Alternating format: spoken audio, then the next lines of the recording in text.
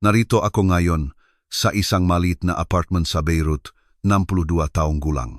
Sa unang pagkakataon sa aking buhay, ikukuwento ko ang isang istoryang maaring magpawalang saysay sa lahat ng natitira sa akin. At magsisimula ako sa pagsasabing ang totoo kung sino talaga ako. Noong Marso 2021, matapos kong mapalaya ang mahigit 20 Kristiyano mula sa kamay ng Hezbollah sa Lebanon, nagkaroon ako ng isang espesyal na kumperensiyang Kristiyano.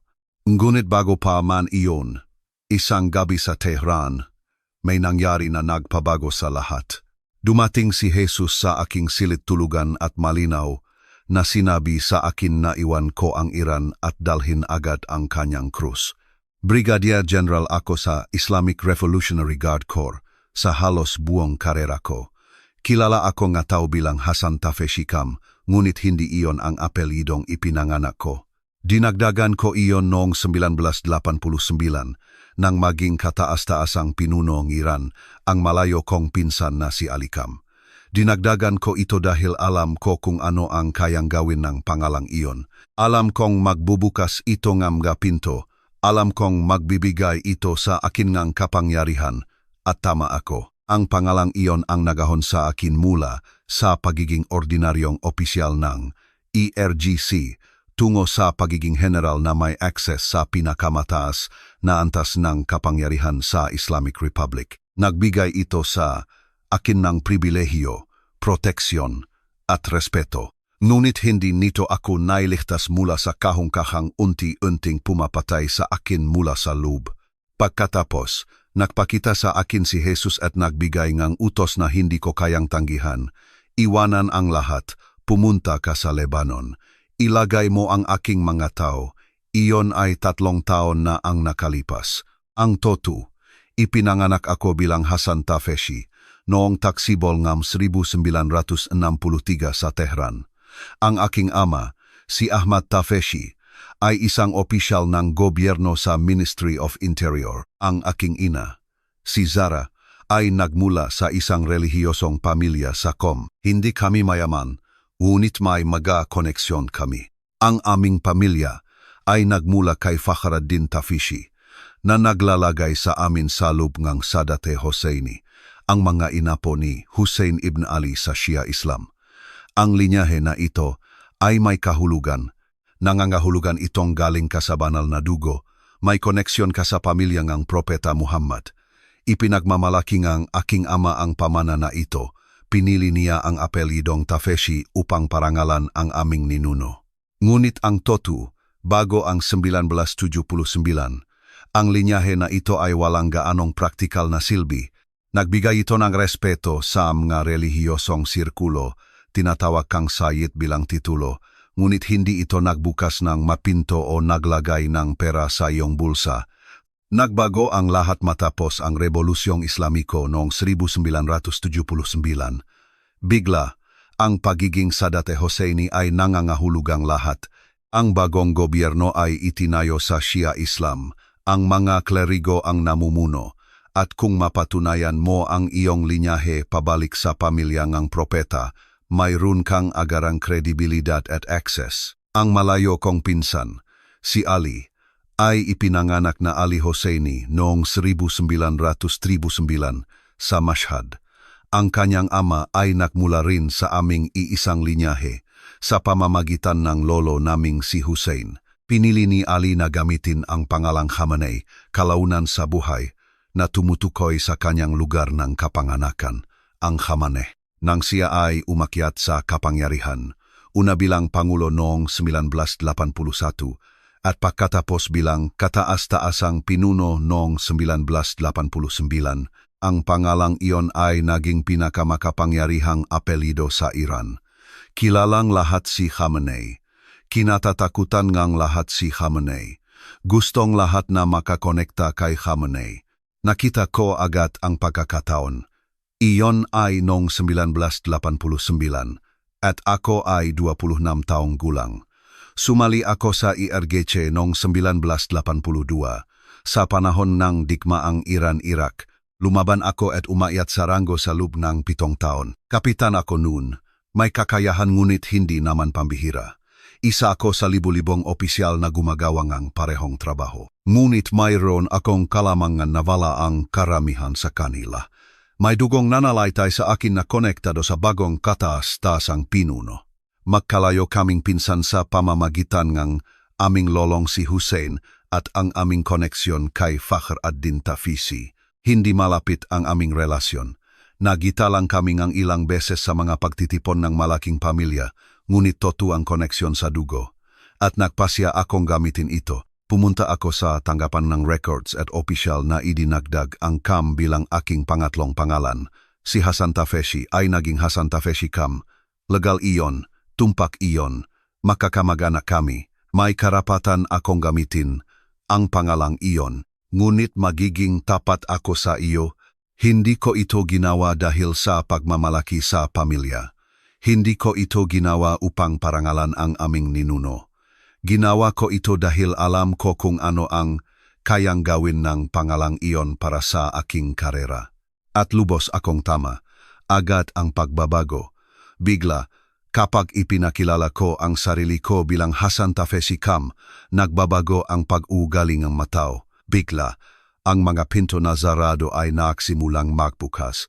Bigla, ang mga komandante na hindi man lang ako napansin noon ay sinasagot na ang tawag ko. Bigla, inaanyayahan ako sa mapulong na hindi ko kailanman mapupuntahan bilang Hassan Tafeshi. Ang pangalang Kam ay mahika. Ito ay kapangyarihan. Ito ay isang susi na nagbubukas ng bawat antas ng sistema. At ginamit ko ito ng walang kahihiyan. Hindi ko ipinagmamalaki ito ngayon. Ngunit sinasabi ko sa iyo ang totoo dahil kailangan mong maunawaan kung sino ako. Ako ay isang oportunista. Ako ay ambisyoso. Handa akong pagsamantalahan ang isang koneksyon sa pamilya na halos wala ako para sa personal na pakinabang. At nagtagumpay ito. Umakyat ako sa ranggo ng mas mabilis kaysa sa aking magasamahan, hindi dahil sa mas matalino o mas matapang ako, kundi dahil sa pangalan. Sa aking edad na 30, major na ako. Sa aking edad na 40, colonel na ako. Inakala ng mga tao na may direkta akong access sa kataas-taasang pinuno. Inakala nila na bahagi ako ng kanyang inner circle. Ang totoo, halos hindi ko siya kilala. Siguro 10 beses lang kami nakausap sa buong buhay ko, mamaikling pag-usap sa mga pagtitipon ng pamilya, mga magalang na palitan, walang anumang mahalaga. Ngunit hindi ko kailanman kinorektahan ang mga tao kapag inakala nilang iba. Hinayaan ko silang isipin kung ano ang gusto nilang isipin. Hinayaan ko silang maniwala na may impluensya ako na wala naman talaga. At ang persepsyon na iyon ay naging sarili nitong uring ang kapangyarihan. Gusto nga komandante na manatili sa aking mabuting panig. Gusto nga opisyal na bumuo ang relasyon sa akin. Lahat sila ay nag-isip na ang pagsuway sa akin ay pagsuway sa kataas-taasang pinuno mismo. Lahat ito ay isang laro, isang pagtatanghal, at perpekto ko itong nilalaro. Sinabi ko sa sarili ko na matalino ako. Sinabi ko sa sarili ko na ginagamit ko ang makasangkapan na available sa akin. Sinabi ko sa sarili ko na gagawin din ng lahat ang parehong bagay kung may pagkakataon sila. At siguro totoo iyon. Ngunit hindi nito binago ang katotohanan na binuo ko ang aking buong karera sa panggalangi pinili kong gikunin kaysa sa panggalangi kinita ko sa kaibuturan. Alam ko ito at sa kaibuturan pinalala nito ang kahungkagan. Dahil habang mas mataas ako umakyat, mas walang laman ang lahat. Habang mas maraming ranggo ang nakukuha ko, mas kaunti ang kahulugan nito. Namumuhay ako sa isang kasinungalingan. Nagpapanggap ako na isang taong hindi ako. At ang pinakamasakit na bahagi ay mahusay ako dito. Nakumbinsi ko ang lahat, ngunit hindi ko makumbinsi ang sarili ko. Hihiga akong gising sa gabi sa aking malaking bahay sa Hilagang Tehran at magtataka kung sino talaga ako ng walang uniforme at panggalan. Kung gaalisin ko si Hassan Tafeshi Kam, ano ang natitira? Si Hassan Tafeshi lang. Isang lalaking marahil ay nanatiling mid-level na opisyal sa buong karera niya. Isang lalaking nagretiro na may maliit na pensyon at nakalimutan na. isang lalaking walang espesyal. Ang pagkaunawang iyon ang bumabagabag sa akin. Gumugol akong nga dekada sa pagbuo ng isang identidad batay sa isang pangalan na wala akong karapatang dalhin sa paraan ng pag-isip ng matao. Ako ay isang impostor. At sa isang lugar sa kaibuturan, kung saan hindi ko hinayaang makitang sinuman, kinamumuhian ko ang sarili ko dahil dito, ngunit hindi ko alam kung paano huminto. Nabilanggo ako sa persona na nilikha ko at patuloy akong umakyat ng mas mataas. Umaasa na marahil ang susunod na promosyon o ang susunod na assignment ay sa wakas ay pupunuin ang kawalan, hindi kailanman nangyari. Nang marating ko ang edad na 60, nasa akin na ang lahat ng akala ko ay gusto ko. Brigadier General Hassan Tafeshi kam ako. May kapangyarihan at pribilehiyo at respeto ako. Gumugol ako ng 40 taon sa IRGC. Naglingkod ako sa Islamic Republic ng may pagpapahalaga. Ginawa ko ang lahat ng dapat gawin ng isang tapat na sundalo. Ngunit wala akong naramdaman. Ang mga panalangin ay tila walang laman, ang relihiyon ay tila patay, ang Diyos na sinasabi kong pinaglilingkuran ay tila wala. Nagpapanggap lang ako sa isang buhay na mukhang matagumpay mula sa labas ngunit nabubulok mula sa loob. Binuo ko ang aking karera sa isang pangalan na pinili ko para sa makasariling dahilan. Umakyat ako sa tuktok sa pamamagitan ng pagsasamantala sa isang koneksyon sa pamilya na halos wala ako. At ngayon nakatayo sa tuktok, napagtanto ko na lahat iyon ay walang silbi. Ako ay walang laman, hungkag, nawawala. At wala akong ideya na ang Diyos na binalewala ko sa buong buhay ko ay malapit nang pumasok sa aking silid-tulugan at sirain. Ang lahat ng aking itinayo upang Kanya itong muling itayo sa tamang paraan. Wala akong ideya na si Jesus ay darating para sa akin at malapit na siyang pumasok sa aking silid-tulugan at bigyan ako ng isang utos na gugulin ang lahat ng aking nalalabi at ibibigay sa akin ang lahat ng sabay-sabay. Ang mataon na ginugol ko sa pag-akyat sa ranggong ang IRGC ang pinakamagagandang taon ng aking buhay o iyon ang sinabi ko sa sarili ko, mahusay ako sa ginagawa ko, tapat ako sa revolusyon. Nakatuon ako sa pagprotekta sa Islamic Republic mula sa mga kaaway nito, dayuhan man o domestic. Hindi ko kinuwestiyon ang aking mga utos. Hindi ako nag-alinlangan kapag kailangan ng mahirap na desisyon. Ako ay isang sundalo, isang komandante, isang lalaking nakakaunawa na ang kapangyarihan ay nangangailangan ng sakripisyo at ang kaligtasan ng Iran ay nakasalalay sa malalaking tulad ko na handang gawin ang hindi kayang gawin ng iba. Buong pagmamalaki kung isinuot ang aking uniforme. Walang pag-alinlangan kung binati ang watawat. Naglingkod ako sa kataas-taasang pinuno ng walang pag-alinlangan. At naniniwala ako sa bawat hiblang ang aking pagkatao na nasa tamang panig ako ng kasaysayan na natutuwa ang Diyos sa aking paglilingkod, na ang IRGC ang kalasag na nagpoprotekta sa Iran mula sa nakakasirang impluensya ng kanluran at mula sa mga internal na traidor na gustong sirain ang lahat ng itinayo namin simula noong 1979. Pagsapit ng 2019, na-promote ako sa Brigadier General. Ito ang kaganapan ng halos 40 taon ng paglilingkod. Naatasan ako sa foreign operations na nangangahulugang koordinasyon sa aming mga kaalyado sa rehiyon. Ito ay prestigyoso at mahalagang trabaho.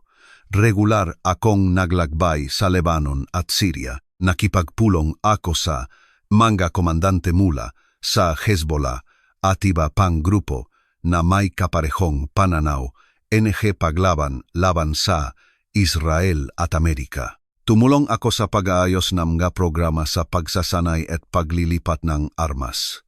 Nakipag-ugnayan ako sa mga lalaking lumalaban sa kaparehong mga kaaway na nilalabanan namin. Isa sa mga lalaking iyon ay si Khalil Mansur.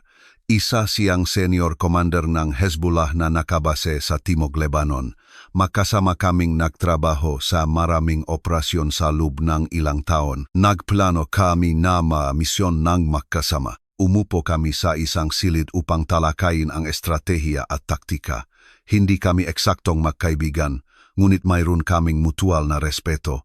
Alam niyang galing ako sa pamilya Khamenei. Alam niyang may impluensya ako. At alam kong isa siyang may kakayahang mandirigma na mamamatay para sa kanyang layunin. Nagkakaintindihan kami. Pareho kaming ang wika, pareho kaming ang Diyos na pinaglilingkuran. O iyon ang akala ko. Wala akong ideya noon na. Ilang taon ang lumipas. Ang koneksyon na ito ay gagamitin ng Diyos sa paraang hindi ko kailanman naisip. Ang alam ko lang noon ay matagumpay ang aking karera, matatag ang aking reputasyon, at nasa eksaktong lugar ako na gusto ko. Malaki ang mga pribilehiyo na kaakibat ng aking ranggo. May akses ako sa mga bagay na hindi mapangarap ng ordinaryong Irani. Nakatira ako sa isang malaking bahay sa Hilagang Tehran na may matataas na pader at armadong guardia. May mga driver at tagapaglingkod ako. Malaya akong makapaglakbay nang walang mga restriksyon na inilalapat sa iba. Kapag dumaan ako sa security ng airport, walang humihinto sa akin. Kapag kailangan ko nga dokumentong iproseso, lalabas ito sa loob ng ilang oras. Ang pangalangkam, kasama ang aking posisyon bilang Brigadier General, ay nagpapaging halos hindi ako mahahawakan. Magagawa ko ang gusto ko, mapupuntahan ko ang gusto ko, masasabi ko ang gusto ko, at walang kukwestiyon sa akin. Ito ay kapangyarihan, totoong kapangyarihan, at nasiyahan ako dito. Kinita ko ito sa mga dekada ng tapat na paglilingkod. Isinakripisyo ko ang aking kabataan sa pakikipaglaban sa digmaang Iran-Iraq. Gumugol akong mataon sa pag-akyat sa isang sistema na nagbibigay gantimpala sa dedikasyon at nagpaparusa sa kahinaan. Nararapat sa akin ang lahat ng mayroon ako, o iyon ang sinasabi ko sa sarili ko kapag nagigising ako sa gabi sa aking walang lamang bahay. Nagtataka kung bakit hindi pa rin sapat ang lahat. Bahagi nagra, aking maga responsibilidad. Ang ipagarap, samga banta, sa seguridad, NEG, Islamic Republic. Kasama, dito, ang ipagsubaybay at pagsupiw sa mga grupong oposisyon. Kabilang sa mga grupong, iyon ang mga Kristiyano, lalo ng mga Irani Muslim na nagakonvert sa Kristiyanismo. Ang mataong ito ay matraidor sa aking mga mata. Iniwan nila ang Islam, pinagtaksilan nila ang kanilang mga pamilya at ang kanilang bansa. Karapat-dapat sila sa anumang parusang matatanggap nila. Umupo ako sa mga intelligence briefing kung saan tinalakay namin ang lumalaking problema ng mga conversion. Nilisan ng mga Irani ang Islam at sumusunod kay Jesus. Nakikita sila sa mga lihim na house church. Nagbabasa sila nenye mega Biblia. Ikinakalat nila ang kanilang lason sa iba. Mahigpit ang pagpapatupat ng rehimen. Inaresto namin sila. Inimbestigahan namin sila. Ikinulong namin sila sa Evin Prison. Inakusahan namin sila nga apostasya at pagkilos laban sa pambansang seguridad. Ang ilan sa kanila ay binitay. At wala akong naramdaman. Walang simpatya, walang habag, walang pag-alinlangan. Nagawa na nila ang kanilang pagpili. Pinili nilang ipagtaksil ang Islam. Pinili nilang sumunod sa isang dayuhang relihiyon na nagpapahina sa Iran at nagsisilbi sa interes ng kanluran. Sa abot ng aking kaalaman, nakuha nila ang nararapat sa kanila. Sa totulang, nakaramdam ako ang pagamak sa kanila. Gaano kakahina para iwanan ang pananampalataya ang iyong nga ninuno. Gaano kakatanga para itapon ang iyong buhay para sa isang patay na tao sa krus. Nandidiri ako sa mga Kristiyano. Sila ay mga tupa, mahina at kaawa-awa, sumusunod sa isang Diyos na nangangaral ng mahalin ang iyong mga kaaway at iharap ang kabilang pisngi. Walang lugar ang ganyang uri ng pag-isip sa totoong mundo. Sa totoong mundo, sinisira mo ang iyong mga kaaway bago kanila sirain. Kinuha mo ang kapangyarihan at pinanatili mo ito. Hindi ka nagpapatawad, dinodomina mo, Iyan ang paraan ngang Islam. Iyan ang paraan ngang IRGC. Iyan ang paraan ng aking pamumuhay sa buong buhay ko bilang isang may sapat na gulang. Nagdarasal ako ngang 5 beses sa isang araw. Nag-ayuno ako sa panahon ng Ramadan. Pumupunta ako sa panalangin ng Biyernes sa moske. Ginagawa ko ang lahat ng dapat gawin ng isang mabuting Muslim. Ngunit kung magiging tapat ako, ang aking pananampalataya ay mekanikal. Ito ay ritual. Ito ay tungkulin. Nagdarasal ako dahil ito ang inaasahan. Nag-ayuno ako dahil lahat ay nanonood. Pumunta ako sa moske dahil hinihingi ito nege aking posisyon. Ngunit hindi ko naramdaman ang pagiging malapit sa Diyos. Hindi ko naramdaman ang kanyang presensya kapag yumuyuko ako patungo sa Mecca. Hindi ko naramdaman ang kapayapaan kapag binibigkas ko ang Quran. May isang kahungkagan sa loob ko na matagal nang naroron sa abot ng aking naalala. Ngunit hindi ko ito masyadong pinag-iisipan. Ipinagpalagay ko na lahat ay ganon din ang nararamdaman. Ipinagpalagay ko na ang pananampalataya ay dapat tungkol sa pagsunod, hindi sa pakiramdam. Ipinagpalagay ko na ang Diyos ay malayo at malamig, at ang pinakamabuting maari mong asahan ay sundin ang mapatakaran at marahil sa araw ngang pahuhukom, kakampi mo siya. Hindi ko naisip na humingi ng higit pa. Hindi ko naisip na maaring may ibang uring ang Diyos. Isang Diyos na talagang nagmamalasakit sa nangyayari sa loob ng aking dibdib. Nasiyahan ako sa aking walang lamang ritual. Nasiyahan sa aking kapangyarihan at pribilehiyo. Nasiyahan sa aking komportableng buhay na binuo sa isang pangalan na hindi ko kinita at isang sistema na hindi ko kailanman kinuwestiyon. Sa pagunita ngayon, nakikita ko na eksakto ako kung saan ako gustong ilagay ni Satanas.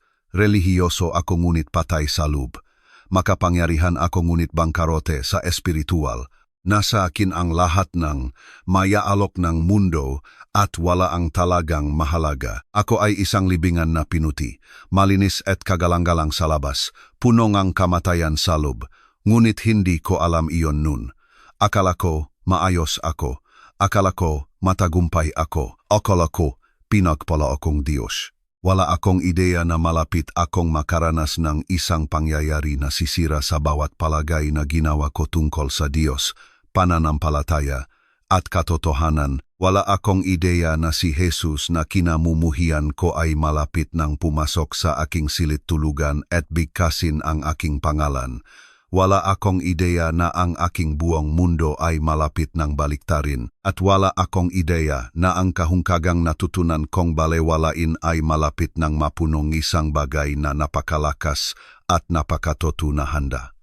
Kung isuko ang lahat ng ginugol ko en 60 taon sa pagbuo upang mapanatili lang ito, ngunit ang gabing iyon ay paparating at walang magiging pareho muli. Nangyari iyon noong Huwebes, ngang gabi noong Marso 2021. Naalala ko ang eksaktong petsa dahil iyon ang gabi na ang aking buong mundo ay gumuho at muling itinayo sa loob lamang ng ilang oras. 2 araw bago nito, bumalik ako sa Tehran mula sa isang biyahe sa Syria. Pagod na ako, mahaba at nakakapagod ang trabaho, mga pulong sa mga komandante, pagsusuri ng mga kaayusan sa seguridad, pagpaplano ng mga operasyon sa hinaharap, ang uringang trabaho na nakakapagod kahit sanay ka na. Umuwi akong gabing iyon bandang 10 gabi. Kumain akong simpleng hapunan mag-isa. Nanood akong balita ng ilang sandali. Pagkatapos ay umakyat ako sa aking silid tulugan. Ginawa ko ang aking huling panalangin ng araw, nakaharap sa Mecca. Ginawa ko ang magalaw. Tulad ng dati, pagyuko at pagbigkas ng mga talata na minemorya ko dekada na ang nakalipas, wala akong naramdaman tulad ng dati. Nang matapos ako, nagpalit akong damit pantulog at humiga sa kama, pinatay ko ang ilaw. Nahiga ako sa dilim, nakatitig sa kisame, at naramdaman ko ang pamilyar na kahungkagan na pumipindot sa aking dibdib. Sinubukan kong balewalain iyon, tulad ng dati. Ipikit ko ang aking mamata. Nahintay ako na dumating ang antok. Ngunit hindi ito dumating. Sa halip, may iba pang dumating. Hindi ko alam kung anong oras iyon nang maramdaman ko ang pagbabago sa silid. Hindi pa ako nakakatulog. Nahiga ako doon, nakapikit ang mamata, sinusubukang patahimikin ang aking isip. At pagkatapos, bigla, kakaiba ang pakiramdam ng hangin, mas mabigat, may karga, parang ang kapaligiran bago ang isang bagyo. Idinilat ko ang aking mamata at umupo sa kama. Madilim ang silid, ngunit hindi lubos na madilim. Mayroong isang mahinang ilaw na nanggagaling sa isang lugar na hindi ko matukoy. Sa una, inakala ko na baka nakalimutan kong patayin ang isang ilaw sa kung saan. Ngunit lalong lumiliwanag ang ilaw. Nanggagaling iyon sa sulok ng aking silid-tulugan, malapit sa bintana. Isang malambot na puting ilaw na tila nagpupulso at lumalaki. Nagsimulang bumilis ang tibok ng puso ko. Abot ko na ang ilawan sa aking mesa sa tabi ng kama, ngunit nanigas ang aking kamay. Hindi ako makakilos, hindi dahil sa paralisis, kundi dahil may isang bagay sa loob ko ang nagsabi, huwag kang gumala. Manood ka lang, maghintay ka lang. Kaya umupo ako doon sa aking kama, pinapanood ang ilaw na lumakas, nang lumakas hanggang sa punuin nito ang buong sulok ng silid. At pagkatapos, nakita ko siya, isang figura na nakatayo sa ilaw. Isang lalaking nakasuot ng puting balabal na tila kumikinang mula sa loob. Ang kanyang mukha ay nagniningning nang napakaliwanag kaya hindi ako makatingin ng direkta rito. Ngunit sapat ang nakita ko, sapat para malaman na hindi ito panaginip, hindi ito imahinasyon ko. Ito ay totoo. May isang nakatayo sa aking silid-tulugan, isang taong hindi dumaan sa pinto. Dapat ay natakot ako. Dapat ay sumigaw ako para sa aking mga guwardiya. Dapat ay kinuha ko ang baril na inilagay ko sa aking drawer. Ngunit wala akong ginawa sa mga bagay na iyon. Umupo lang ako doon, nanigas, nakatitik sa figurang ito. At pagkatapos, nagsalita siya. Ang kanyang boses ay hindi malakas, ngunit pinuno nito ang buong silid. Pinuno nito ang aking buong pagkatao. Nagsalita siya sa Farsi, perpektong Farsi. Sinabi niya, Hasan, ang pangalan ko lang. Ngunit ang paraan ng kanyang pagsasabi nito ay hindi tulad ng anumang narinig ko. Hindi ito matalas o mapag-utos, tulad ng maboses ng aking makomandante.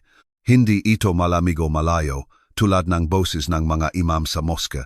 Ito ay mainit, ito ay malambot. Parang kilala niya ako sa buong buhay ko. Parang nagmamalasakit. Siya sa akin sa paraang wala pang nagmamalasakit. Sinubukan kong magsalita, ngunit walang salitang lumabas. Mahigpit ang lalamunan ko. Tuyo ang bibig ko. Nakatitik lang ako sa kanya. At pagkatapos, nagsalita siya muli. Sinabi niya, ako ang daan, ang katotohanan, at ang buhay. Walang makakarating sa Ama kundi sa pamamagitan ko. Agad kong nalaman kung sino siya. Ang nga salitang iyon ay mula sa Kristiyanong aklat ang Biblia. Narinig ko na ang nga ito dati sa mga intelligence briefing kapag tinalakay namin ang propaganda ng Kristiyano. Ngunit ang marinig ang mga ito ngayon sa aking silid-tulugan na sinasabing figurang itong liwanag, iba ang lahat. Alam kong sino ang nakatayo sa harap ko, ito si Isa, ito si Jesus, ang sinasamba na mga Kristiyano. Ang kinamumuhian ko sa buong buhay ko. Gusto kong tanggihan ito. Gusto kong sabihin sa kanya na umalis. Gusto kong abutin ang aking Quran at sawayin siya sa pangalan ni Allah, ngunit hindi ko magawa. Dahil ang presensya na nagmumula sa kanya ay napakalakas, napakatindi, napakatoto. Nagdasal ako kay Allah ng 5 beses sa isang araw sa loob ng 60 taon at hindi ko kailanman naramdaman ang anumang katulad nito. Pumunta ako sa mga moska at nakinig, sa mga sermon at bumikas ng mga panalangin at hindi ko kailanman naranasan ang uri ng presensya na pumupuno sa aking silid ngayon. Hindi ito ritual. Hindi ito relihiyon. Ito ay isang bagay na buhay, isang bagay na nakakakita sa akin, isang bagay na nakakakilala sa akin. Nahulog ako mula sa aking kama, napaluhod sa sahig, hindi dahil sa sinabihan ako, kundi dahil hindi ko kayang manatili sa pagkakaupo. Ang kabanalan sa silid na iyon ay labis. Idinikit ko ang aking noo sa lupa at nagsimula akong manginig. Natakot ako, ngunit hindi ang uringang takot na nagpapagusto sa iyo na tumakbo. Ang uringang takot na dumarating kapag napagtanto mo na nagkamali ka sa lahat ng bagay, kapag napagtanto mo na ginugol mo ang iyong buong buhay sa pagsamba sa maling Diyos, kapag napagtanto mo na ang katotohanang tinanggihan mo ay nakatayo mismo sa harap mo at wala ka nang natitirang dahilan. Nagsalita muli si Jesus. Sinabi niya, Hasan, pinaglingkuran mo ang maling Panginoon sa buong buhay mo. Isinwot mo ang uniforme, ang mga taong tinatawag, ang kanilang sarili na mga lingkod enge. Diyos ngunit nagsisilbi lamang sa kanilang sarili. Nakibahagi ka sa kasamaan habang tinatawag itong katuwiran. Sinupil mo ang aking mga tao habang iniisip mong pinoprotektahan mo ang iyong pananampalataya. Ngunit hindi ako dumating para hatulan ka. Dumating ako para tawagin ka. Dumating ako para palayain ka. Dumating ako para ibigay sa iyo ang hinahanap mo, kahit hindi mo alam na naghahanap ka. Bawat salitang sinabi niya ay parang espada na bumubutas sa akin, ngunit hindi para pumatay, para magpagaling, para alisin ang nakasinungalingan na pinaniwalaan ko, para alisin ang pekeng identidad na itinayo ko. Nanatili ako sa saig, hindi makakilos, hindi makapagsalita, at pagkatapos, sinabi niya ang isang bagay na nagpabago sa lahat. Sinabi niya ipinapadala kita sa Lebanon. Iwanan mo ang Iran. Iwanan mo ang iyong posisyon. Iiwanan mo ang lahat sa likod at pupunta ka sa Lebanon. Ipapakita ko sa iyo kung ano ang gagawin kapag dumating ka. Magtiwala ka sa akin at sumunod. Sa wakas, nahanap ko ang aking boses. Sinabi ko, bakit Lebanon? Ano ang gusto mong ipagawa sa akin doon? Ngunit kahit nagtatanong ako, alam kong hindi mahalaga ang sagot. Alam kong susunod ako dahil may isang bagay sa loob ko na sumuko na. May isang bagay sa loob ko na nabasak na. Lumapit si Jesus. Hindi ko pa rin matignan ang kanyang mukha dahil sa liwanag, ngunit naramdaman ko siyang malapit sa akin. Sinabi niya, maintindihan mo kapag dumating ang tamang panahon. Ipinapadala, kita roon para iligtas ang aking matao. Ang mga koneksyon na iyong nagawa, ang mga taong kilala mo, ang posisyon na hawak mo, gagamitin ko ang lahat ng iyan para sa aking mga layunin. Walang nasasayang, Hasan, maging ang mataon na ginugol mo sa paglilingkod sa kadiliman. Tutubusin ko, ngunit kailangan mong umalis. Kailangan mong sumunod, at kailangan mong maktiwala sa akin. Pagkatapos, may ipinakita siya sa akin, isang pangitain sa lubngang pangitain. Nakita ko ang mga Kristiyano, nakagapos ang kanilang makamay, nasa isang madilim na silid sila. Naririnig ko silang nagdarasal, naririnig ko silang umiyak, at pagkatapos, nakita ko ang isang mukha na kinikilala ko, si Khalil Mansur, ang aking kontak sa Hezbollah. Nakatayo siya sa harap ng mga Kristiyanong ito, at alam ko, sa paanuman alam ko, na ito ang dahilan kung bakit ako ipinapadala ni Jesus sa Lebanon upang iligtas ang mga taong ito, upang gamitin ang aking koneksyon kay Khalil para palayain sila. Ngunit hindi ko maintindihan kung paano, o kailan, o bakit. Nakita ko lang ang imahe at pagkatapos ay nawala. At bumalik ako sa aking silid tulugan, nakaluhod sa sahig habang nakatayo si Jesus sa aking harap. Inilagay niya ang kanyang kamay sa aking ulo. Naramdaman ko ang init na bumaha sa buong katawan ko. Naramdaman ko ang kahungkagan na nanirahan sa loob ko 60 taon na biglang nagsimulang maubos. Pinapalitan ito ang ibang bagay, isang bagay na wala akong pangalan. Kapayapaan, kagalakan, pag-ibig, lahat ng sabay-sabay. Nagsimula akong umiyak, hindi tahimik na luha, kundi malalim na hikbi na yumanig sa buong katawan ko. Umiyak ako para sa lahat ng nasayang na taon. Umiyak ako para sa lahat ng taong nasaktan ko. Umiyak ako para sa kahungkagan na dinala ko. At umiyak ako dahil sa unang pagkakataon sa buhay ko, naramdaman kong nakikita ako, naramdaman kong kilala ako, naramdaman kong mahal ako, hindi dahil sa aking pangalan, hindi dahil sa aking ranggo, hindi dahil sa anumang nagawa ko, kundi dahil lamang sa ako ay umiiral, dahil lamang gusto ako ni Jesus. Isang bagay pa ang sinabi niya bago matapos ang pangitain. Sinabi niya, mahal kita, Hasan, namatay ako para sa iyo, nabuhay akong muli para sa iyo, at ngayon, tinatawagan kitang sumunod sa akin. Iwanan ang lahat sa likod, lumapit ka sa akin, at bibigyan kita nga kapahingahan. Nagsimulang kumupas ang liwanag, nagsimulang lumayo ang presensya. Tumingin ako at ang sulok ng aking silid ay muli ng walang laman, muli ng madilim, muli ng normal. Ngunit hindi ako normal, hindi na ako magiging normal muli. Umupo ako sa sahig ng aking silid tulugan habang sumisikat ang araw sa Tehran, at alam kong ang aking buhay bilang Hasan Kam, Brigadier General ng ERGC, ay tapos na. Tinawag ako ni Jesus at susunod ako. Kinabukasan matapos magpakita sa akin si Jesus, nagising ako sa sahig ng aking silid tulugan. Matigas ang aking katawan mula sa pagkahiga sa matigas na ibabaw. Namamaga ang aking muka mula sa pag-iyak. Sa isang sandali, inakala kong baka panaginip lang ang lahat. Baka nakatulog ako at nilikha lang ng pagod kong isip ang lahat. Ngunit pagkatapos, naramdaman ko ito, ang kapayapaan, ang kapunuan, ang presensya na naroon pa rin sa loob ng aking dibdib. Ito ay totoo. Lahat ng ito ay totoo. Dumating sa akin si Jesus. Nagsalita siya sa akin. Tinawag niya akong iwanan ang lahat at pumunta sa Lebanon. At alam ko, nang walang pag-alinlangan, na susunod ako. Tumayo ako ng dahan-dahan. Masakit ang aking mga tuhod. Lumakad ako sa banyo at tumingin sa sarili ko sa salamin. Mukha akong pareho sa labas, parehong mukha, parehong katawan, parehong kulay abong buhok. Ngunit sa loob, iba ang lahat. Hindi ako ang parehong lalaki na natulog kagabi. Ang lalaking iyon ay patay na.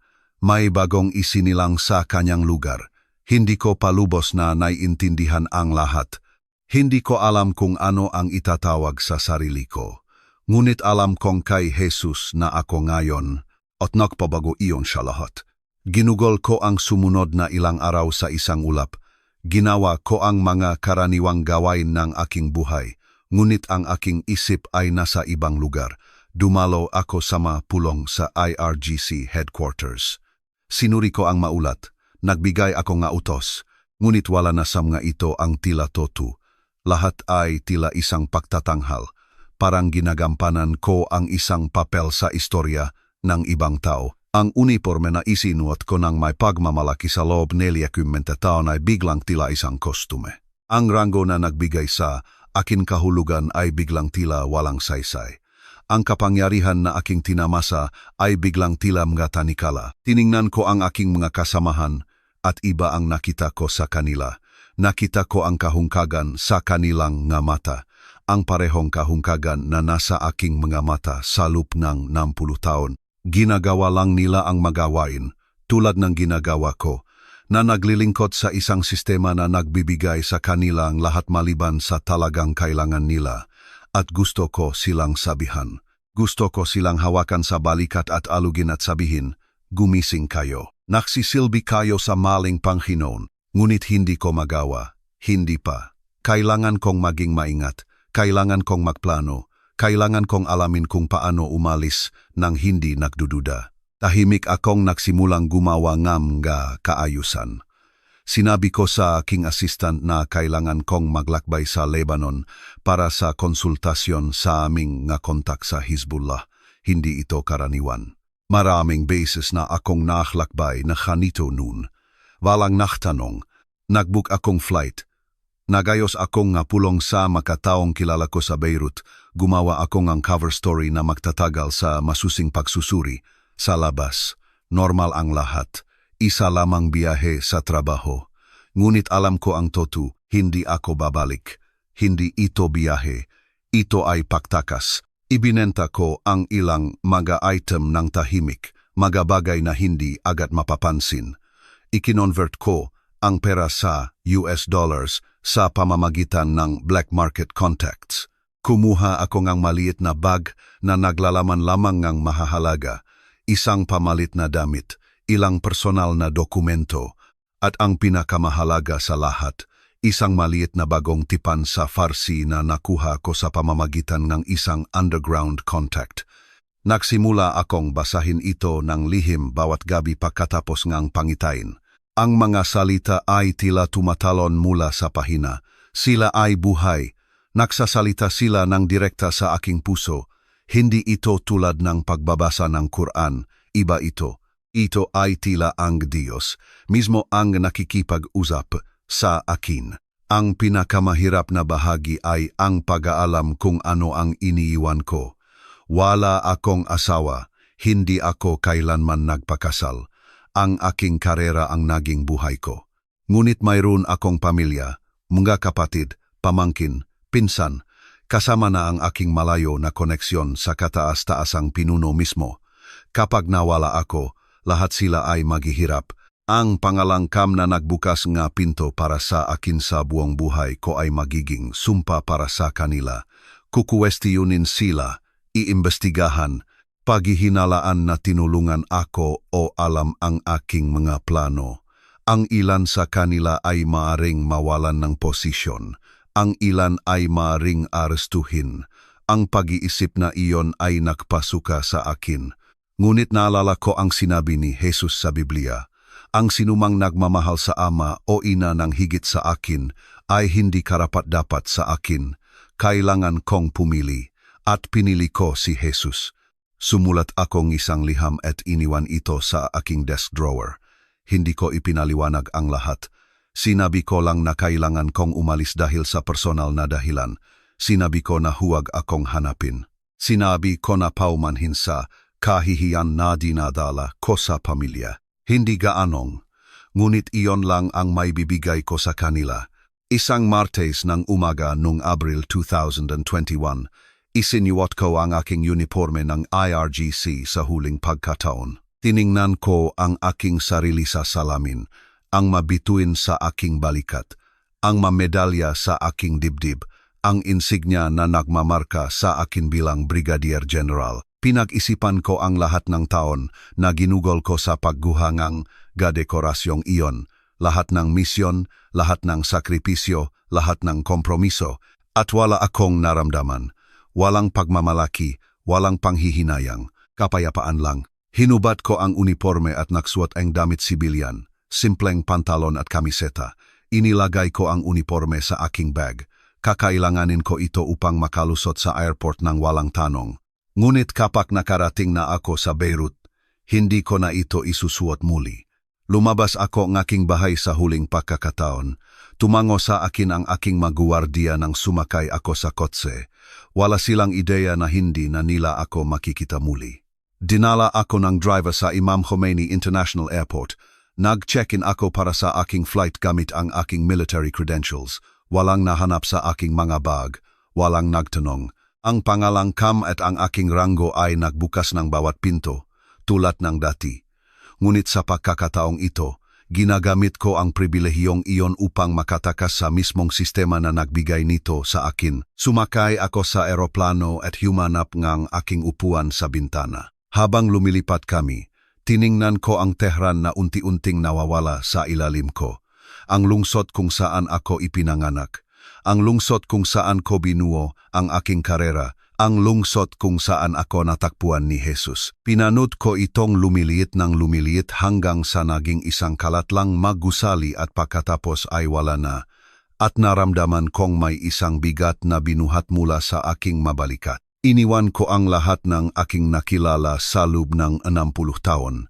Ang aking tahanan, ang aking posisyon, ang aking pagkakakilanlan, ang aking seguridad, lahat ay nawala. Ngunit hindi ako natakot. Dahil alam kong hindi ako nag-isa, tinawag ako ni Jesus. Ipinangako niya na sasamahan ako. Sinabi niya sa akin na magtiwala ako sa Kanya. At pinili kong maniwala na ang Diyos na nagpakita sa aking silid-tulugan sa isang pagliyab ng liwanag ay sapat na makapangyarihan upang harapin ang anumang susunod na mangyayari. Ang flight patungong Beirut ay tumagal ng mga 2 oras. Ginugol ko ang karamihan nito sa pagdarasal. Hindi ang mga ritual na panalangin na dinadasal ko sa buong buhay ko, kundi totoong panalangin, tapat na panalangin.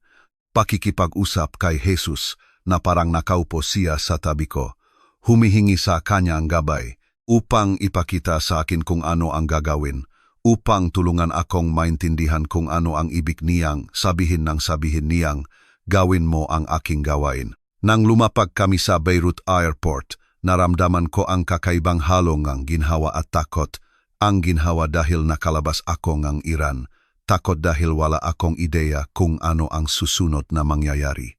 Dumaan ako sa customs gamit ang aking Iranian diplomatic passport. Walang tanong na binatikos ito ng mga opisyal ng Lebanese. Lumabas ako sa arrival hall at tumayo ron sandali lumingalinga. Maraming beses na akong napunta sa Beirut noon, ngunit ngayon ay iba. Ngayon, hindi ako narito bilang isang general ng ERGC para sa opisyal na gawain. Narito ako bilang isang tagasunod ni Jesus nang walang plano at walang proteksyon. Sumakay akong taxi sa isang maliit na hotel sa isang Kristiyanong kapitbahayan sa East Beirut. Nag-check-in ako gamit ang cash. Umakyat ako sa aking silid at umupo sa kama. Kinuha ko ang bagong tipan at binuksan ito at nagdasal ako. Sabi ko, Jesus, narito ako, sumunod ako, iniwan ko ang lahat.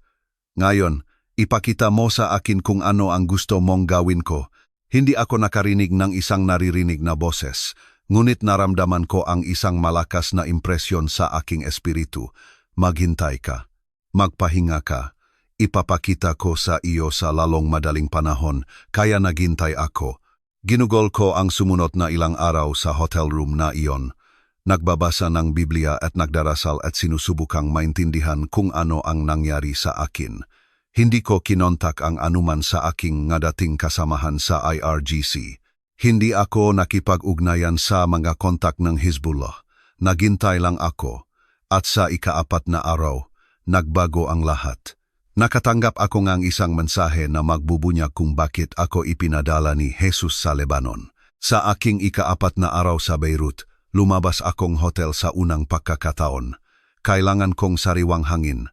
Kailangan kong maglakad at mag-isip at magdasal. Gumala ako sa mga lansangan ng East Beirut. Sinusubukang iproseso ang lahat ng nangyari. Itinapon ko ang buong buhay ko. Iniwan ko ang aking karera. Dinungisan ko ang pangalan ng aking pamilya. At para saan? Isang pangitain. Isang utos mula sa isang taong kinamumuhian ko sa buong buhay ko. Ngunit kahit dumating ang mga kaisipang ito, naramdaman ko ang kapayapaan sa loob ko, ang presensya na pumuno sa kahungkagan. Alam kong nagawa ko ang tamang pagpili. Hindi ko lang alam kung ano ang susunod na mangyayari. Huminto ako sa isang maliit na cafe at umorder ng kape. Umupo ako sa mesa sa labas.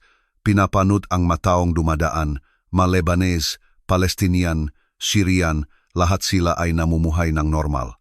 Wala sa kanila ang nakakaalam na may isang dating Iranian general na nakaupo sa gitna nila. Wala sa kanila ang nakakaalam na naghihintay ako nga utos mula sa Diyos. Natapos ko ang aking kape at nagsimulang maglakad pabalik sa hotel. Noon tumunok ang aking telepono. Hindi ko kilala ang numero, isang numero ng Lebanese. Halos hindi ko sinagot, ngunit may isang bagay na nagtulak sa akin na pindutin ang button. Sinabi ko hello, at isang boses na hindi ko kilala ang nagsimulang magsalita sa Arabic. Sinabing lalaki sa telepono na ang pangalan niya ay Father Boutros, isa siyang pari sa isang simbahan sa East Beirut. Sinabi niya na nakuha niya ang aking numero mula sa isang mutual contact, isang taong nagtatrabaho sa mga Kristiyanong refugee at convert mula sa mga Muslim na background. Sinabi niya na narinig niya na baka ako ang makakatulong sa isang napakaseryosong sitwasyon. Tinanong ko siya kung anong sitwasyon. Nagsisimula nang bumilis ang tibok ng puso ko. May pakiramdam ako na alam ko kung ano ito. Sinabi ni Father Boutros na 3 araw na ang nakalipas. Isang grupong 5 Kristiyano ang kinidnap sa Bekaa Valley. Sila ay Malebanes na mananampalataya na gumagawang humanitarian work sa isang refugee camp. Isang paksyon Hezbollah ang kumuha sa kanila. Inakusahan sila ng pagiging espiya at misyonero na sumusubok na mag-convert ng Muslim. Ikinulong sila sa isang lugar sa Timog. Sinubukan ng pamilya ang lahat. Kinontak nila ang autoridad ng Lebanese. Kinontak nila ang simbahan. Nakmakaawa silang tulong. Ngunit walang makagawang ang anuman. Napakalakas nga Hezbollah. Walang gustong humamon sa kanila. Desperado ang pamilya. Nagdarasal sila para sa isang himala. At sa paanuman, narinig ni Father Boutros ang tungkol sa akin. Isang Irani na may mga koneksyon. Isang taong maaring makatulong. Umupo ako sa isang bangko. Nanginginig ang aking makamay. Tinanong ko si Father Boutros kung paano niya nakuha ang aking numero. Sinabi niya, isang Lebanese Kristiyano na nagtatrabaho sa mga Irani na refugee ang nagbanggit sa akin. Isang taong alam na kakadating ko lang mula sa Iran. Isang taong alam na mayroon akong military background. Sinabi niya na alam niyang malabo itong mangyari. Alam niyang malamang na wala akong magagawa. Ngunit tumatawag siya dahil wala na siyang ibang malapitan. Tinanong ko siya kung alam niya kung aling paksyon ng Hezbollah ang humahawak sa kanila. Sinabi niya na narinig niya na isang grupo na nag-operate malapit sa Tyre sa Timog Lebanon. Hindi niya alam ang pangalan ng komandante. Ipikit ko ang aking mata. Nakita ko ang pangitay na ipinakita sa akin ni Jesus sa aking silid tulugan. Kristiyano na nakagapos ang makamay. Isang madilim na silid. Nakatayo si Khalil Mansur sa harap nila. Tinanong ko si Father Boutros na ilarawan ang lokasyon ng mas tiyak. Nagbigay siyang madetalye at nanlamig ang aking dugo. Alam ko kung nasaan sila. Alam ko kung sino ang humahawak sa kanila. Ito si Khalil, ang aking dating contact. Ang lalaking nakatrabaho ko sa maraming operasyon. Ang lalaking gumalang sa akin dahil sa aking ranggo at pangalan. Ito ang dahilan kung bakit ako ipinadala ni Jesus sa Lebanon. Ito ang misyon. Ito ang gawain na gusto niyang gawin ko. Sinabi ko kay Father Boutros na susubukan kong tumulong. Hindi ko ipinaliwanag kung sino ako o kung paano ko nalaman ang aking nalalaman. Sinabi ko lang na bigyan niya ako ng 2 araw. Nagsimula siyang magtanong, ngunit ibinaba ko ang telepono. Umupo ako sa bangkong iyon ng matagal. Sinusubukang iproseso ang nangyayari. Inayos kang Diyos ang lahat. Ipinadala niya ako rito sa eksaktong tamang oras. Binigyan niya akong eksaktong tamang mga koneksyon. Inihanda niya ako para sa sandaling ito sa pamamagitan ng 40 taon sa IRGC, taon na inakala kong nasayang sa paglilingkod sa maling Panginoon, ngunit tinutubos ng Diyos ang lahat. Kinukuha niya ang aking nakaraan at ginagamit ito para sa kanyang mga layunin. Kinamumuhian ko ang mga Kristiyano sa buong buhay ko. Nakita ko silang mahina at hangal. Nakibahagi ako sa kanilang pag-usig. At ngayon, ipinapadala akong Diyos upang iligtas sila. Ang kabalintunaan ay halos labis. Ngunit naramdaman ko rin ang ibang bagay, pananabik, layunin. Sa unang pagkakataon sa buhay ko, gumagawa ako ng isang bagay na talagang mahalaga, hindi para sa kapangyarihan, hindi para sa isang sistemang pampulitika, kundi para sa mga tao, para kay Jesus, para sa pag-ibig. Bumalik ako sa aking hotel at nagdasal. Humiling ako kay Jesus na bigyan ako ng karunungan upang ipakita sa akin kung paano lapitan ito upang buksan ang tamang pinto. At naramdaman ko ang isang malinaw na direksyon. Kailangan kong makipag-ugnayan kay Khalil. Kailangan kong gamitin ang aming nakaraang koneksyon. Kailangan kong humingi sa kanya ng pabor. Mapanganib iyon, maari siyang tumanggi. Maari pa nga niya akong isumbong sa Iranian intelligence, ngunit kailangan kong subukan. Nahanap ko ang kanyang numero sa aking telepono. Hindi kami nag-usap ng mahigit 1 taon. Huminga akong malalim at pinindot ang tawag. Tumunog itong 4 na beses. Pagkatapos ay narinig ang kanyang boses. magaspang at kahina-hinala. Sinabi niya, "Sino ito?" Sinabi ko, "Kal, si Hasan ito." "Hasan kam." May mahabang katahimikan. Pagkatapos, sinabi niya, "Kapatid, nasaan ka? Anong nangyayari?" "Narinig kong umalis ka ang Iran." Sinabi ko, "Nasa Beirut ako. Kailangan kitang makita. Mahalaga." Tinanong niya kung bakit. Sinabi ko, "Hindi ko may paliwanag sa telepono. Ngunit kailangan ko ang tulong mo sa isang bagay." Tahimik siya sandali. Pagkatapos sinabi niya, "Kailan?" Sinabi ko, "Bukas." Binigyan niya akong lokasyon, isang kafe sa timog na bahaging Beirut, teritoryong Hizbullah, mapanganib para sa isang tulad ko ngayon, ngunit wala akong pagpipilian. Sinabi ko na pupunta ako doon. Sinabi niya, "Mag-isa ka lang." Pagkatapos ay ibinaba niya ang telepono. Kinabukasan, sumakay akong taxi patungo sa lokasyong ibinigay ni Khalil. Kakaiba ang tingin sa akin ng driver nang sabihin ko sa kanya kung saan ako pupunta. Hindi ito lugar para sa mga bumibisita. Ito ang kutang Hezbollah. Ang mga larawan ng mga martir ay nakahanay sa mga lansangan. Ang mga dilaw na bandila ay nakabitin sa mga gusali. Ang mga armadong lalaki ay nakatayo sa mga kanto. Bumaba akong taxi at pumasok sa kafe. Ito ay maliit at madilim. Ilang lalaki ang nakaupo sa mga mesa, umiinom kape at naninigarilyo. Lahat sila ay tumingin sa akin nang pumasok ako. Nakita ko si Khalil na nakaupo sa likurang sulok. Tumayo siya nang makita ako. Niyakap namin ang isa't isa, tulad ng dati, ngunit naramdaman ko ang tensyon. Sinanyasan niya akong umupo.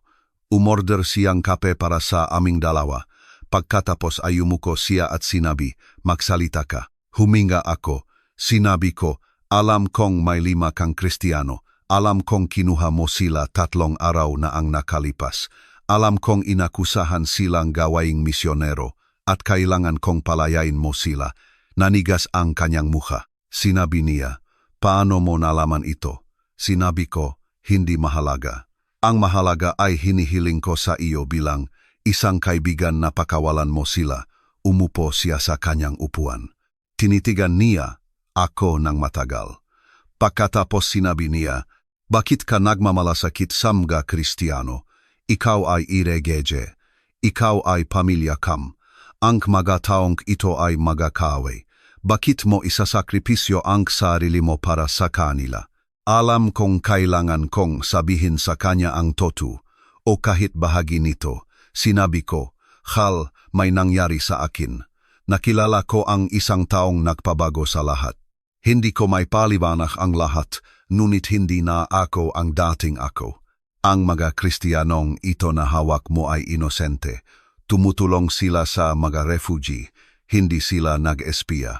At hinihiling ko sa iyo na palayain sila, hindi para sa politika, hindi para sa estratehiya, kundi dahil ito ang tamang gawin." Tumawa siya. Sinabi niya, "Hasan, parang nawawala ka sa katinuan.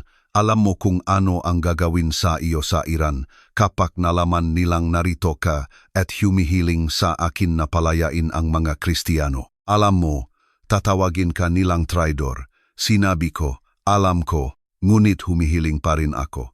Tinitigan niya ang aking mukha. Nakita ko siyang nagpapasyahan. Sa wakas, sinabi niya, "Seryoso ka?" Sinabi ko, "O." Ibiniling niya ang kanyang ulo.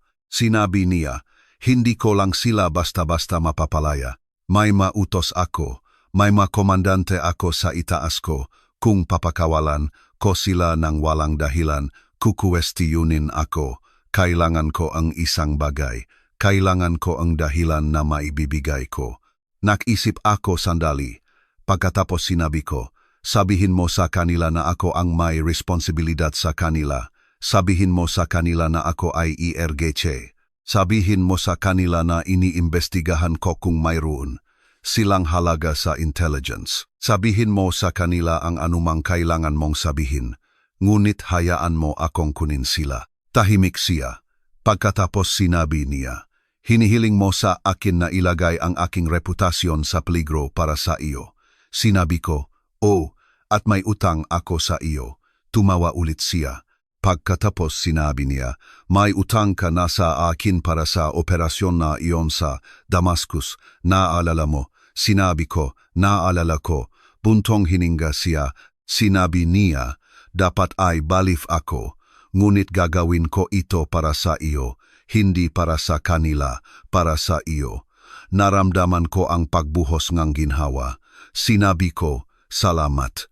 Sinabi niya, huwag kang magpasalamat sa akin. Kailangan mo pa silang mailabas ng bansa. Iyon ang problema mo. Papakawalan ko sila sa iyo ngayong gabi. Pumunta ka sa address na ito sa hating gabi. At Hassan, huwag mong ipagsisisi sa akin ito. Ngayong gabi, sa hating gabi, dumating ako sa address na ibinigay ni Khalil. Ito ay isang warehouse sa labas ng Timok Beirut, madilim at liblib. 2 armadong mandirigma ng Hezbollah ang nakatayo sa labas. Marahas nila akong hinanapan bago ako papasukin. Sa loob, naghihintay si Khalil. Mukha siyang pagod at nainis. Wala siyang sinabi. Tumango lang siya patungo sa isang pinto sa likod. Pumasok ako at nakita ang aking sarili sa isang maliit na silid. 5 tao ang nakaupo sa sahig. Nakagapos ang kanilang mga kamay. Marumi at pagod ang kanilang mga mukha. 3 lalaki at 2 babae. Nang makita nila ako, natakot sila. Siguro inakala nilang naroon ako para interrogahin sila o mas masahol pa. Lumuhod ako sa harap nila at nagsalita sa Arabic. Sinabi ko, narito ako para ilabas kayo. Ligtas na kayo ngayon. Nagsimulang umiyak ang isa sa mababay. Sinabi ngang isa sa malalaki, sino ka? Sinabi ko, hindi mahalaga. Ang mahalaga ay kailangan nating umalis ng mabilis. Pumasok si Khalil sa silid at pinutol ang kanilang matali gamit ang kutsilyo. Tumingin siya sa akin at sinabi, ilabas mo sila rito. Ayoko nang makita ang sinuman sa kanila muli. Tumango ako. Tinulungan ko ang mga Kristiyano na tumayo. Mahina sila mula sa mga araw ng pagkakakulong. Lumabas kami ng warehouse patungo sa gabi. Nag-ayos ako ng isang fan na naghihintay. Isinakay ko sila sa loob at umalis kami. Dinala ko sila kay Father Butros sa kanyang simbahan. Nang dumating kami, naghihintay siya sa pinto. Buong gabi siyang nagdarasal. Nang makita niya ang 5 Kristiyano na nangginginig na bumaba sa van, lumuhod siya at umiyak. Niyakap niya ang bawat isa sa kanila.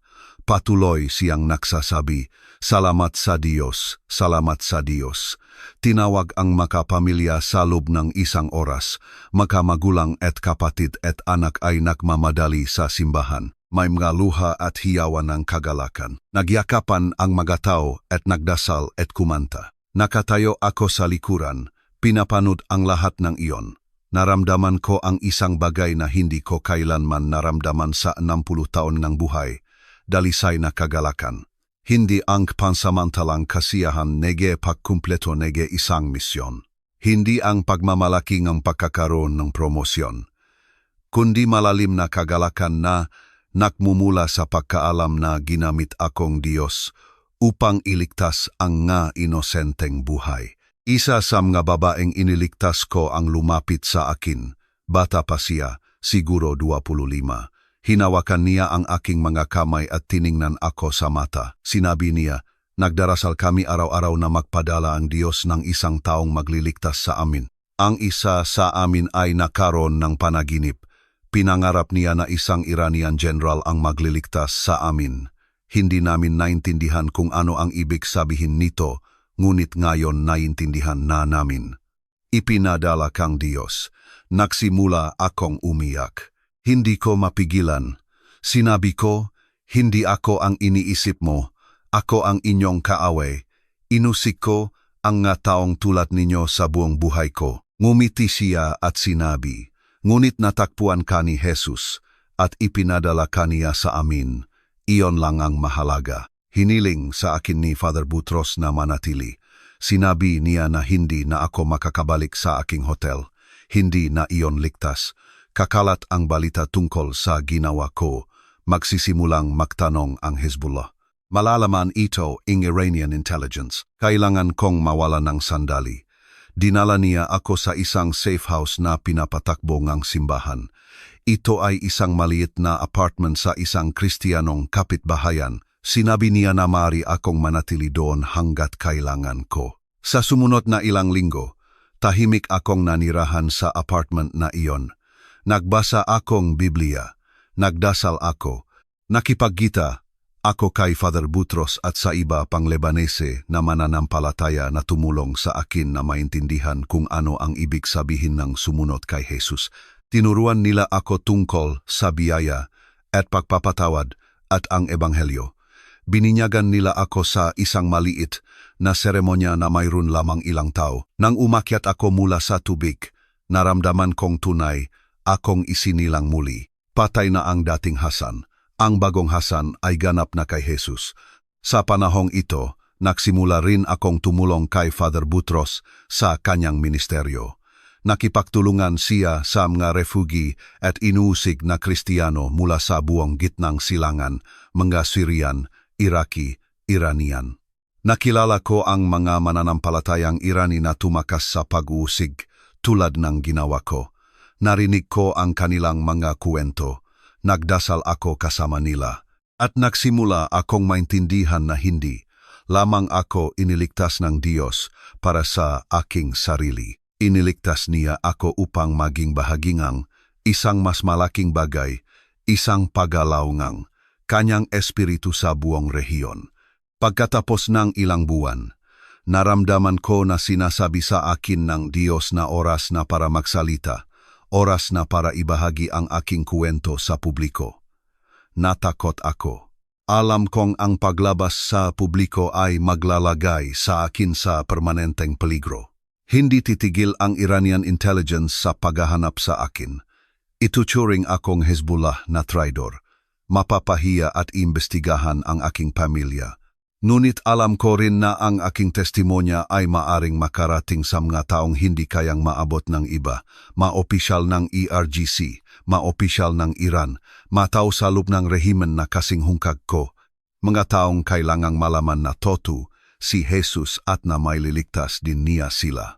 Kaya, inirecord ko ang aking testimonya, ginamit ko ang aking tunay na pangalan, ipinakita ko ang aking mukha, sinabi ko ang lahat, kung sino ako, kung ano ang nagawa ko, kung paano nagpakita sa akin si Jesus, kung paano niya ako ipinadala sa Lebanon, kung paano niya ako ginamit upang iligtas ang kanyang mga tao. In-upload ang video sa YouTube at sa loob ng ilang araw, nagkaroon ito ng dandang libong views. Tumagsa ang mga mensahe mula sa mga Irani sa buong mundo.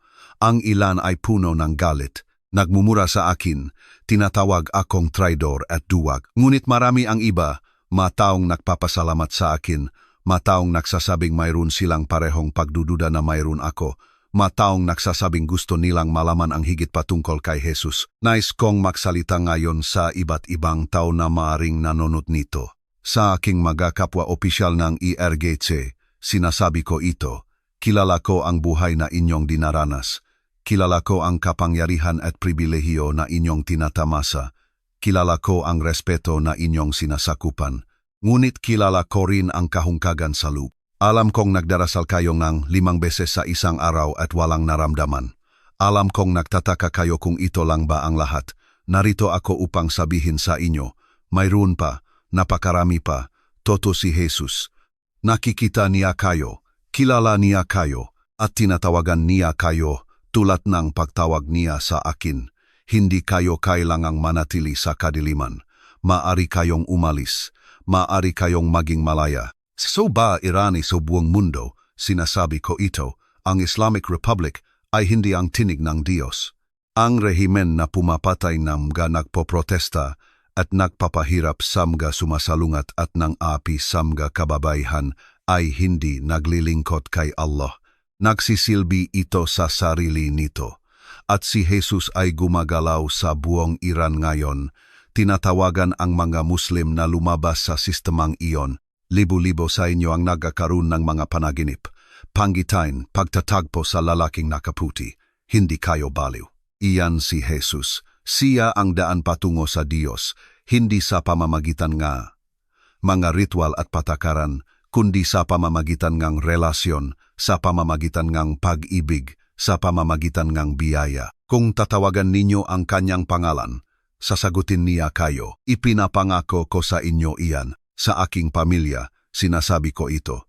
Paumanhin sa kahihiyan na dinala ko sa pangalangkam, alam kong nahirap kayo dahil sa aking mga pagpipilian. Alam kong kinuwestiyon kayo at inimbestigahan. Alam kong malamang na kinamumuhian ninyo ako. Ngunit gusto kong malaman ninyo na hindi ako umalis dahil huminto ako sa pagmamalasakit sa inyo. Umalis ako dahil natagpuan ko ang katotohanan. At ang katotohanan ay ang aming linyahe bilang Sadat e Hosseini ay walang saysay kung hindi natin kilala ang Diyos na sinasabi nating pinagmulan natin. Si Jesus ang Diyos na iyon. Tinatawagan din niya kayo. Nagdarasal ako para sa inyo araw-araw. Nagdarasal ako na balang araw ay makita ninyo ang aking nakita. Sa mga Kristiyano sa buong mundo, sinasabi ko, salamat. Salamat sa pagdarasal para sa Iran. Salamat sa pagsuporta sa mga inusig na mananampalataya. Salamat sa hindi pagsuko sa mga Muslim na tulad ko na ginugol ang buong buhay nila bilang inyong mga kaaway.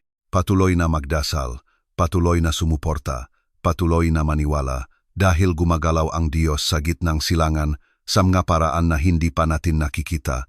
Ang underground church sa Iran ay sumasabog.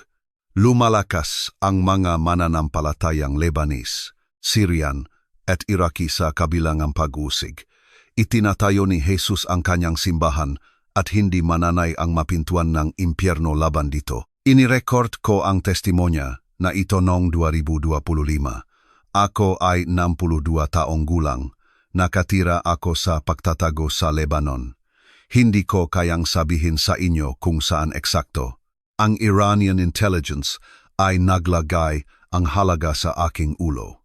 Itinuturing ako ng Hezbollah na traidor. Itinakwil ako ng aking pamilya. Nawala ko ang lahat ng aking ginugol ng 10 taon sa pagbuo.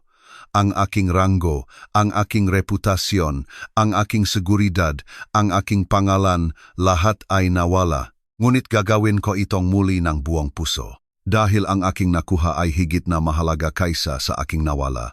Nakilala ko si Jesus. Nakakuha akong kapayapaan. Nakakuha akong layunin. Nakakuha akong kagalakan. Nakakuha ako ng isang pamilya ng mga mananampalataya na nagmamahal sa akin, hindi dahil sa aking pangalan, kundi dahil mayroon kaming iisang ama. Nakakuha ako ng karangalan na magamit ng Diyos upang iligtas ang kanyang matao. At nakakuha ako ng pag-asa sa buhay na walang hanggan, hindi dahil kinita ko, hindi dahil karapat-dapat ako, kundi dahil ibinigay ito sa akin ni Jesus bilang isang libreng regalo. Kung hinawakan ng testimonya na ito ang inyong puso, gusto kong gumawa kayo ng isang bagay. Isulat sa mga komento. Nagsimula na ang apoy. Hayaan itong maging isang deklarasyon. Hayaan itong maging isang panalangin. Hayaan itong maging isang propesya. Ang apoy ng Espiritu ng Diyos ay nagliliyab sa buong Iran at Lebanon at sa buong gitnang silangan. At walang makakapawi nito, hindi mga rehimen, hindi pag-usig, hindi banta ng kamatayan. Walang makakapigil kay Jesus. At tinatawagan niya kayo ngayon. Sasagutin ba ninyo?